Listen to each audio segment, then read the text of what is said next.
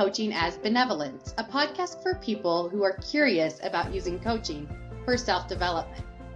I'm Eryn with Roots and Wings Grief and Loss Coaching. And I'm L Shawn with Michelle Sage Place Positive Intelligence Coaching.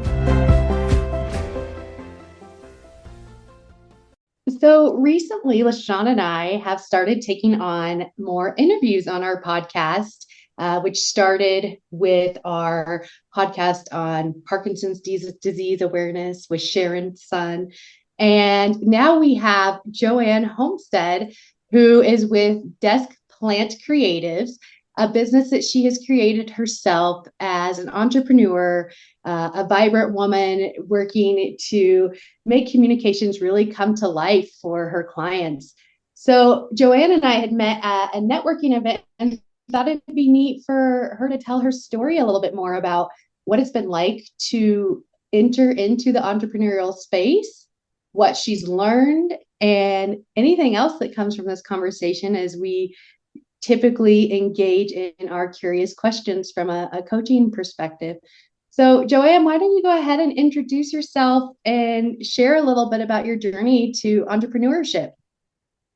Sure. Thanks, Eryn and Shawn, first of all, for having me on. I am really looking forward to our conversation today as coaches. And I feel like you gave a really great introduction. I just love the way you said that. Just giving life to communication and really being able to genuinely and authentically connect and compel through storytelling.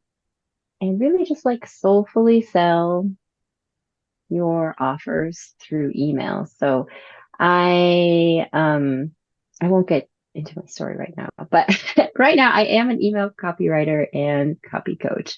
And I specialize in storytelling because that is where my passion is. That's where my passion was as a teacher as well. Great. So storytelling, can you tell us a little bit more about how that passion started out? Yeah.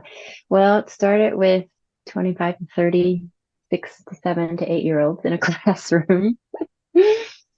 And it starts with really just understanding who you're talking to. So as a teacher, when I was a teacher for 15 years, that is something that I was really passionate about, is how do I engage all of these kids, all of my students? How do I compel them to do the thing that I would like for them to do, but I want them to own what they do too. I want them to take the action. It's not me forcing them to do anything. And so that's where storytelling came in. And I think ever since I was young, I've always loved storytelling. I've always loved writing. And I brought that into my teaching in whatever it is that I was teaching on. So it could have been like teaching about place value in math. It could be teaching about something, community helpers in social studies, or how to build your vocabulary when you're reading, whatever it was. It didn't matter what topic it was. I could connect a story to it. And so what I feel like storytelling does is it just brings like depth and dimension to whatever it is you want to talk about. And that's what I love about storytelling. It's like, I like to say, it's like it brings a 2D picture and it creates this 3D picture. Like, went to the library, and the library has these amazing 3D picture books for kids. Not the kind I had when we were kids, where it had like a little heart pop up. Like, you open it and literally an entire world opens up on this page, and you just gasp, because I was just like, and it's so intricate and elaborate. And that's how I feel storytelling. It's just like you open it up and it just creates this whole world, this intricate, elaborate world where you can like poke around and look around and see what's going on. And, you just get immersed in it. Wow, your story really resonated with me. Both Eryn and I have background in teaching. And that's exactly how I came across adding coaching to my teaching, is to engage and to connect with the students. It captures the imagination, and it also allows you to become a participant in whatever is happening in the story. You feel like you're part of it. And I can see how making anything into a story when you're teaching is going to engage the students because they become a participant in it, and it naturally draws them in and engages them. And I love that you use storytelling in your teaching. And I would just love to hear an example in your teaching, and then we'll go into what you're currently doing. When you use storytelling, first for the first time, anytime you're breaking ground, you're taking that risk, you're doing something different, you want to engage the kids, you introduce storytelling, and what happens?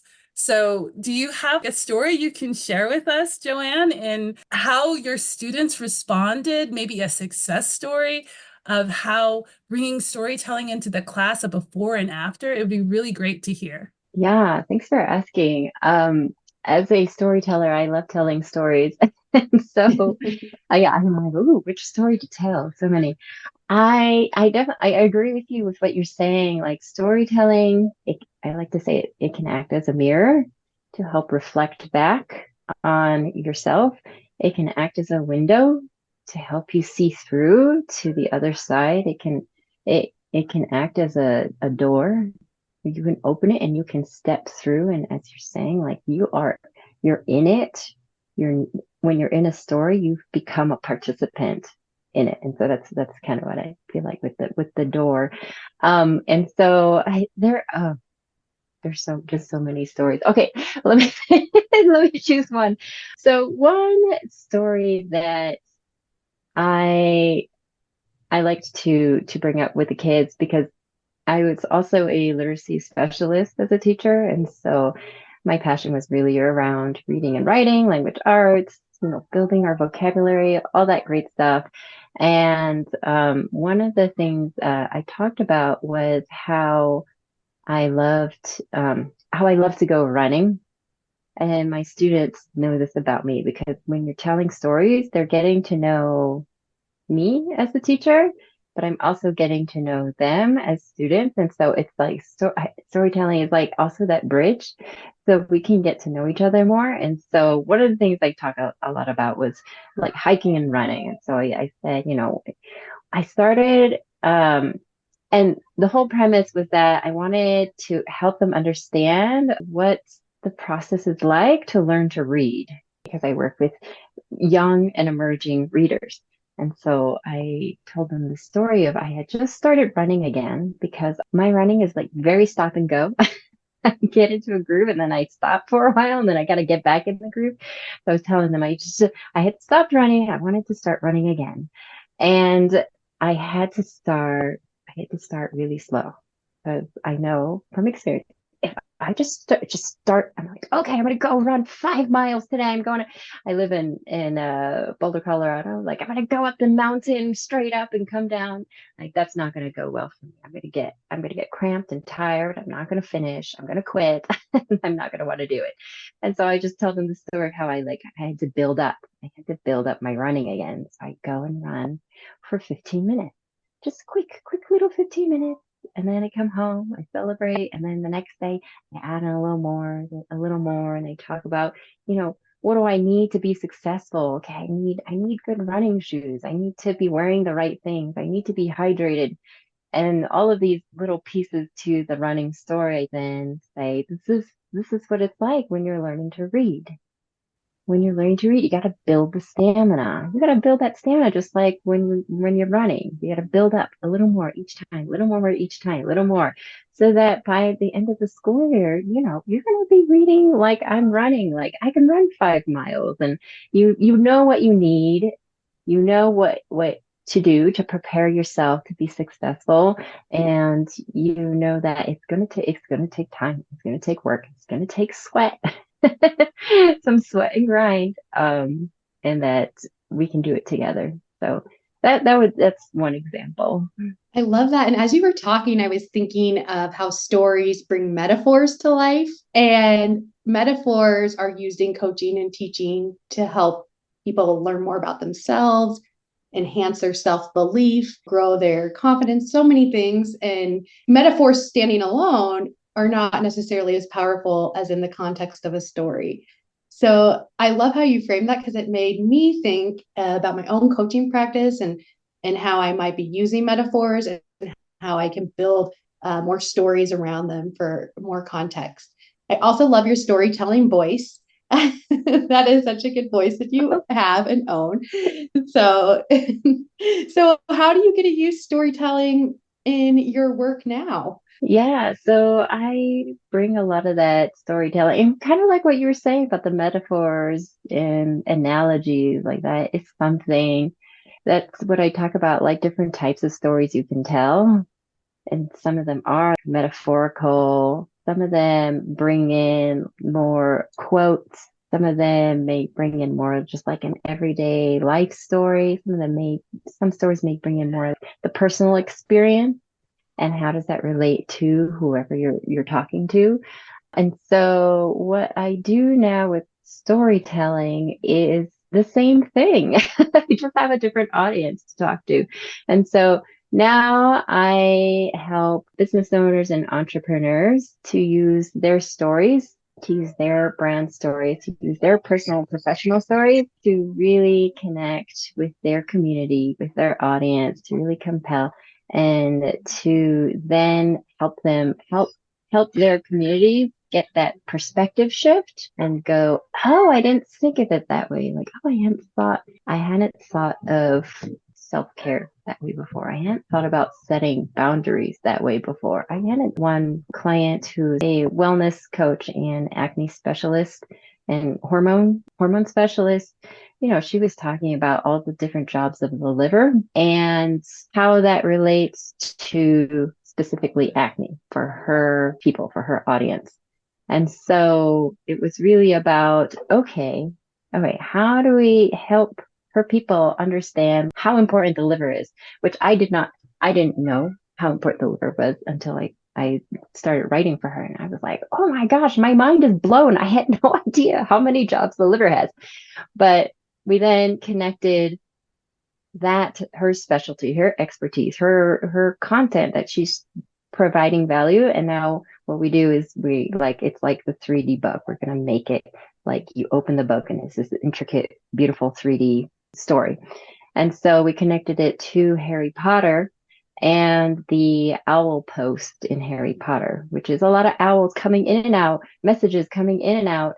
And there's a lot of things going on. And so that is what the jobs of the liver is like. And so when we were able to connect it to that story, her email subscribers, her email readers, her email community started responding back to her email and saying, wow, I really I have a new appreciation for my liver. I understand why you talk about caring for the liver in terms of how that works with my hormones. And it just brought them this new perspective and this new appreciation and this new thinking like, oh, I get it now. And also, I love Harry Potter. Everyone wanted to say that. Like, I am a Harry Potter fan. So that's engaging and resonating with her community. And so that's basically what I do now is finding, okay, what is your expertise? What is it you like to teach your audience about as an entrepreneur?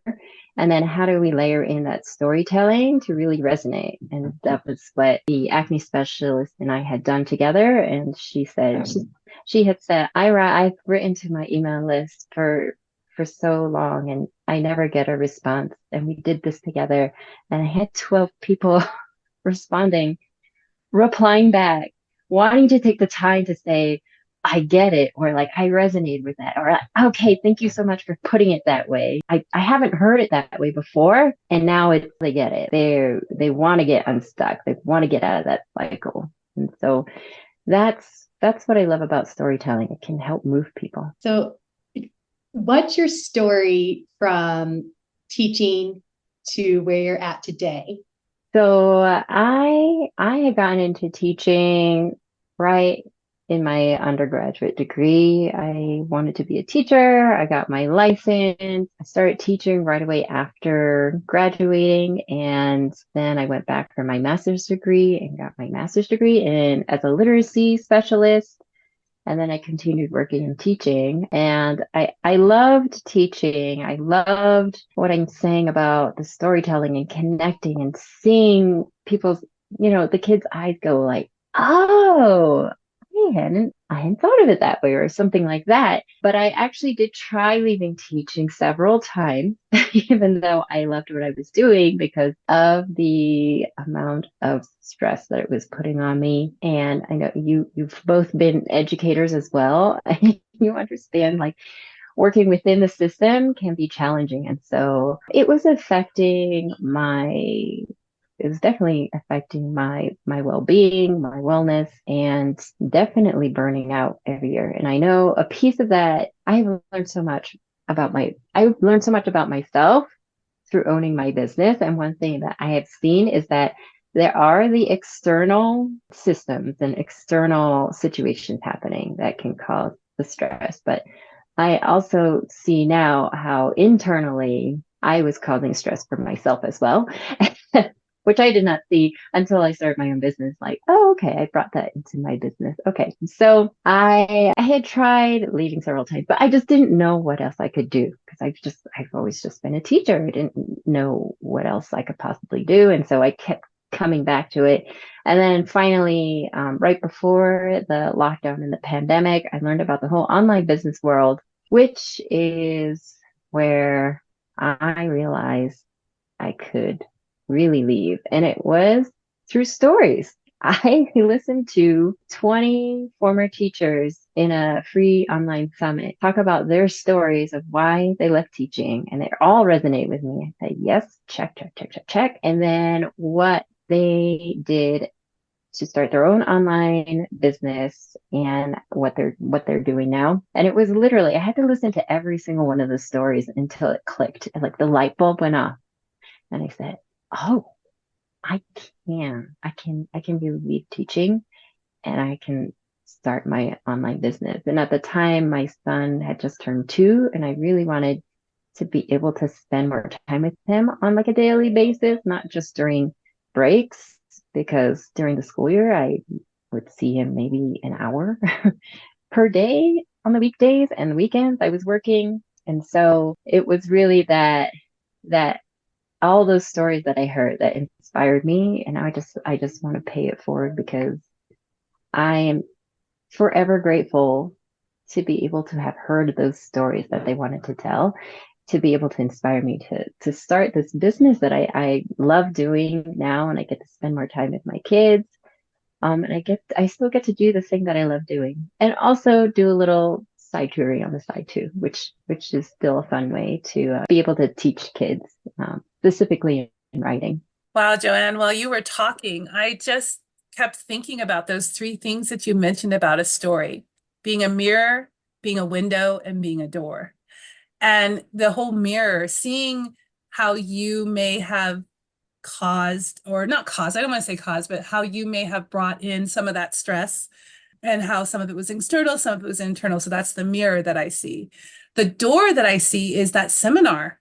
You open the door and you heard all the stories of those other teachers, which is so powerful. Because one of the things that I also was curious about is how stories have impacted your life, and how stories have inspired you. And you answered that question in your retelling of your journey from teacher to entrepreneur. And I also imagined that 3D book, because the more that you talked and the more that you told the story, there were so many layers of your story, so many things that I related to, and so many things that then caused me to see more of you and your journey. So that was a great example of how compelling your storytelling is. I'm curious because you work with a lot of coaches. I noticed that on your website, and from your stories that you're telling about your own service that you offer. When you listen to coaches or people who have a story, but for whatever reason, it's not reaching their audience, it's not reaching the people that they want to reach, what is it that you hear or that you see or that you notice that inspires you to come up with the owls? You're listening to the things about the liver, and then was that a co-created metaphor that you came up with? I just want to know more about the co-creation that happens when you work with your clients? Yeah, that is a great question. Thanks for asking. So what the process is like is I really get to know my clients, and that is really through a lot of listening, which coaches and teachers do a lot of. Just we're listening, and what we're doing is what I like to say is like you're like Sherlock Holmes. You've got the big bulletin board in front of you. You've got the map up, and then you've got like the pictures and the evidence and all these little pieces. And what you're doing is you're taking the pen and the yarn and you're connecting all the different pieces together. You're looking for the themes, you're looking for the patterns, you're looking for what where are the interests, where's the passion coming from? And that's what I'm really doing when I'm talking to my clients, and I'm collecting their stories more formally on questionnaires that I have, but I'm also collecting stories from them more informally when I'm speaking to them, and I'm asking questions, and I'm just curious about certain things, and I see where like, oh, I feel like there's some kind of path over here. I'm going to go this way and let's see where that goes. And so it's through conversation, it's through my process. I have questionnaire booklets that I have that really helps my clients to reflect not just on their stories, but their business and their business goals and their voice and their brand voice and their tone. There's all these pieces. We bring it together to create that message. It's basically their brand messaging. It's like who they are, what do they stand for, how do we infuse their values into what they want to talk about in their marketing content, what stories will help connect. And then the other piece is really understanding who they are wanting to attract. What clients are they trying to attract? That's the other piece. So I know their story, their brand, their business, and now we got to get to know who we're talking to. And it's the same thing as a teacher. Like you got to know who you're talking to. Talking to a first grader versus a fifth grader, very different. Very different approaches, very different stories, very different everything. And so that's the same thing as business owners, is understanding who do you want to attract in, and understanding what are they thinking in their heads? What is keeping them up at night? What are they wondering and worrying about? Understanding, okay, what is it they want? What do they dream about? What do they aspire to be? And what's holding them back? What's slowing them down? What's got them blocked? And sometimes, and a lot of times, is people don't know what their problem is. They don't really know why they're blocked and what the root cause is, and they might not even see it as a problem. And I'm saying that personally, as myself, I owning my own business, I've seen like so many times where I was not aware of what the problem was until it was brought up to my awareness. And I go, whoa, oh, that is a problem. Or most recently, like, oh, what was the problem was I was standing in my own way. Okay, there we go. And I'm able to move myself aside and say, okay, thank you, but we're going to move forward here.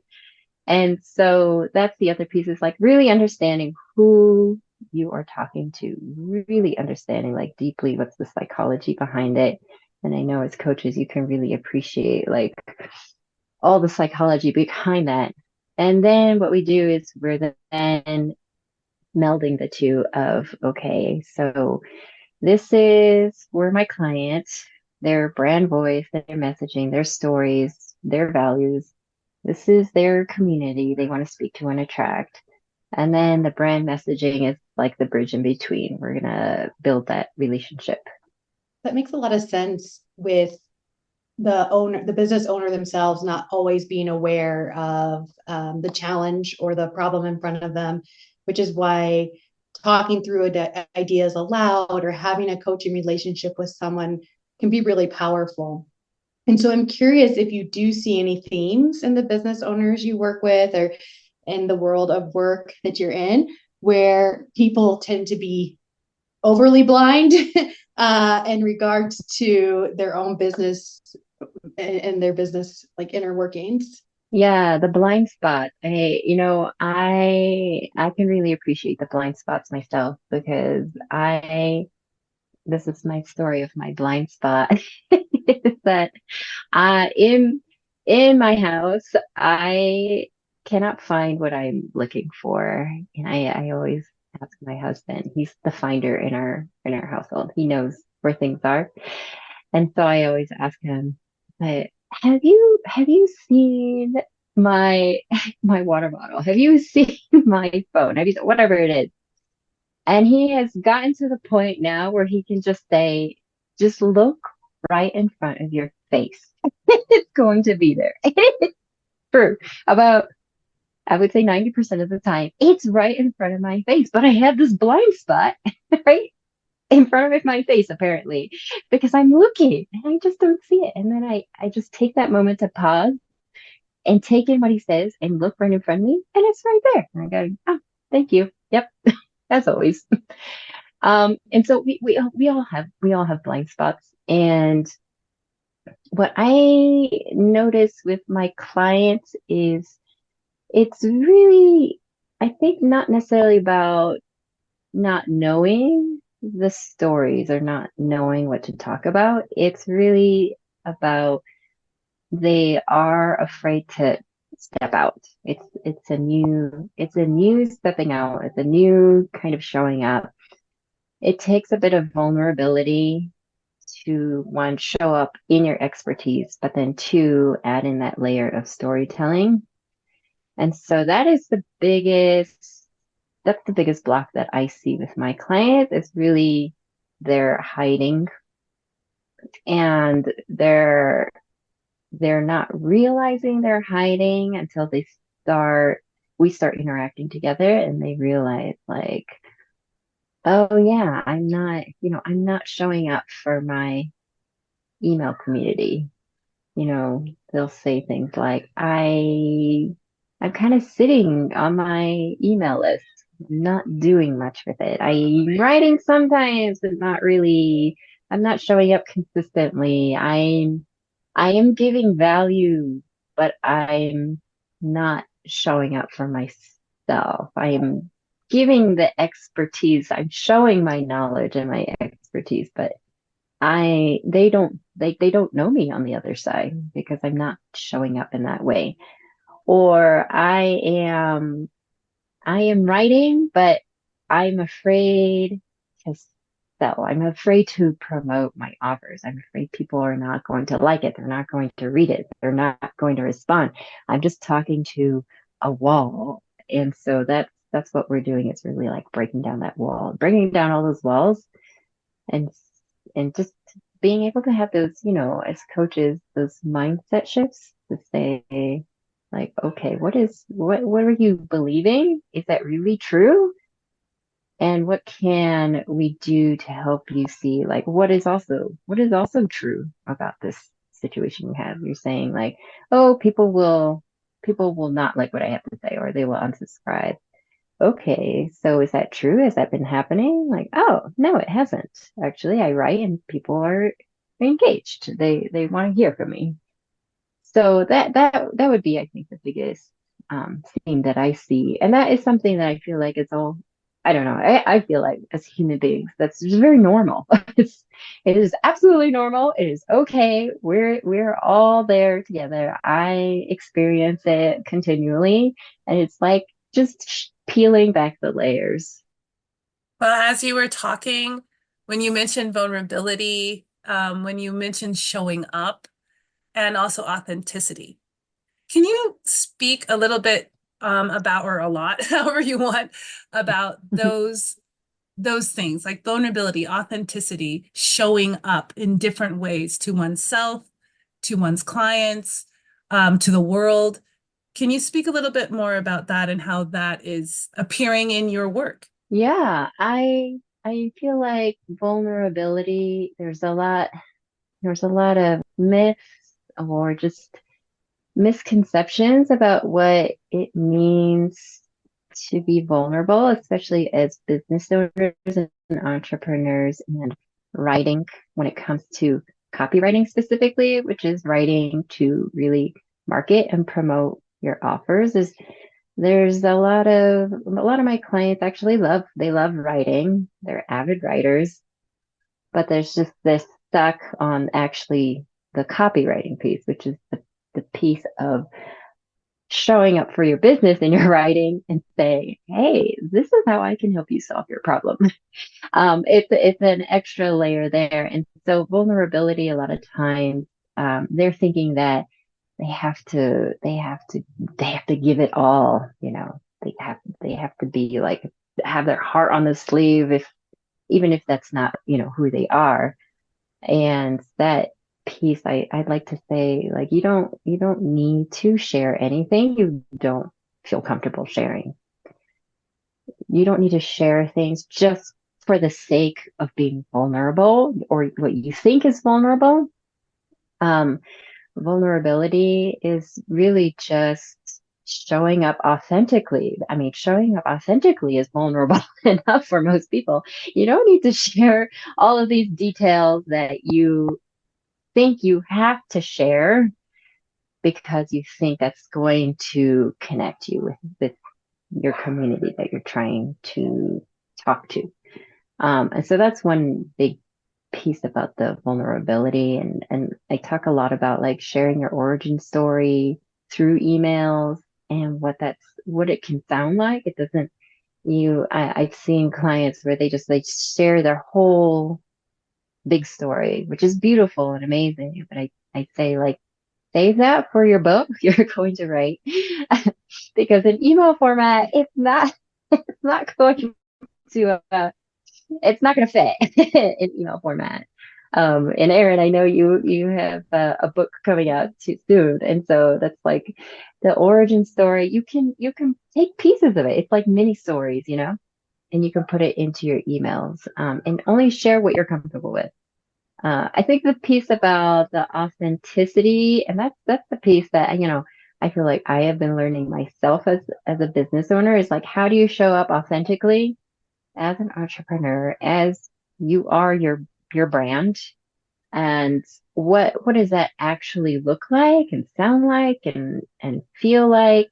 I feel like I used to say, like, authenticity is just like, just be, just be you, be just your unique self. And now I feel like I have a better idea of like authenticity in terms of entrepreneurship and as a business owner.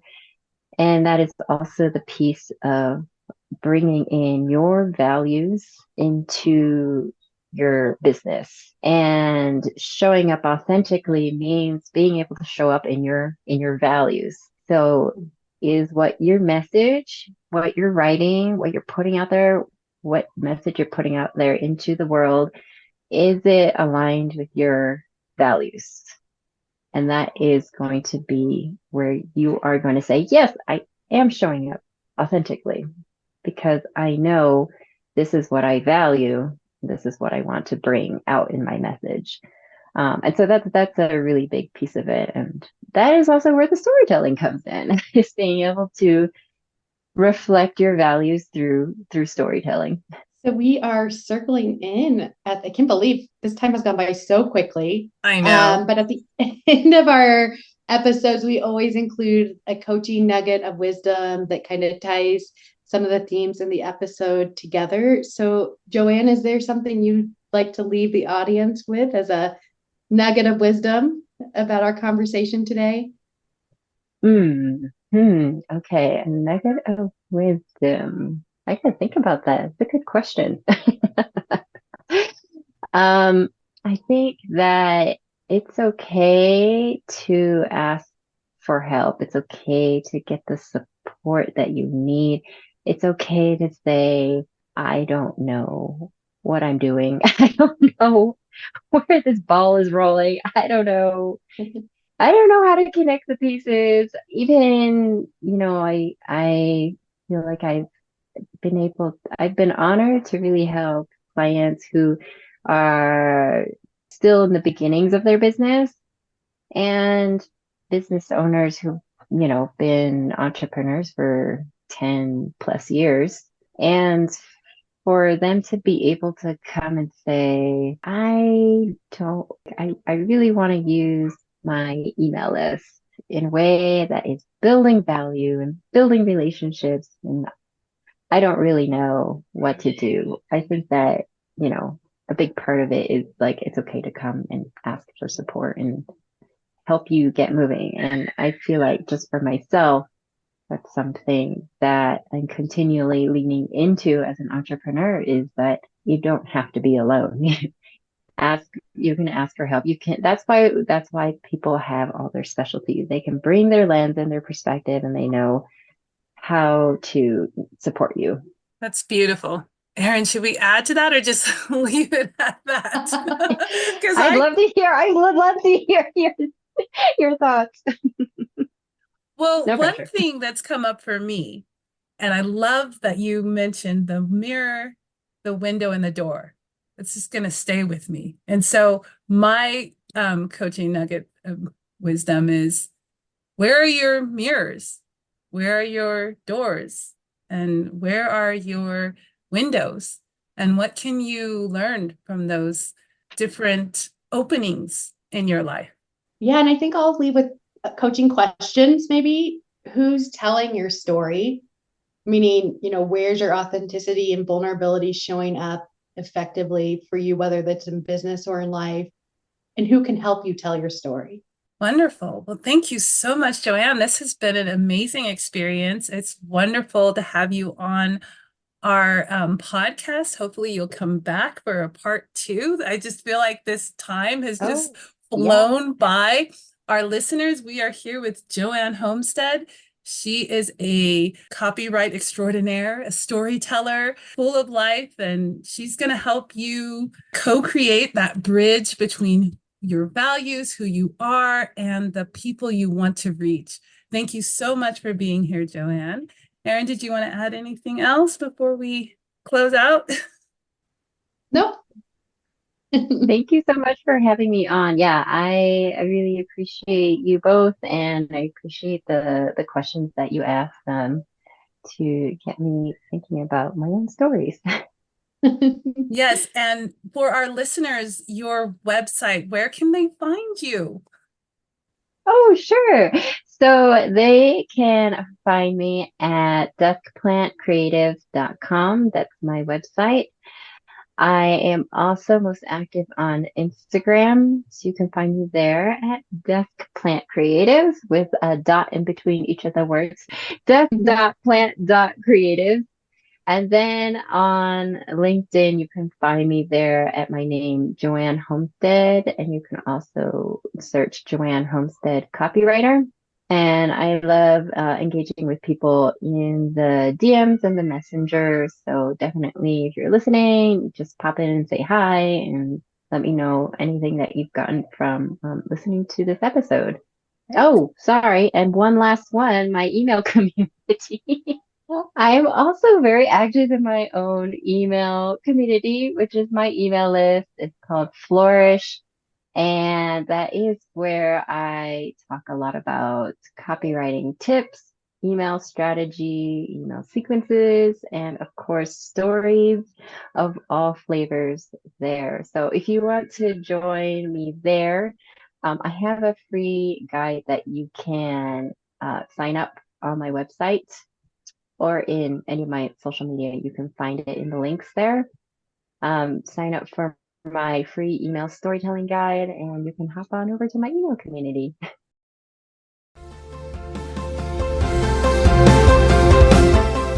Thanks for joining us for Coaching as Benevolence. I'm LaShawn with Mayshell's Sage Place, Positive Intelligence Coaching. And I'm Eryn with Roots and Wings, Grief and Loss Coaching. Have a benevolent day.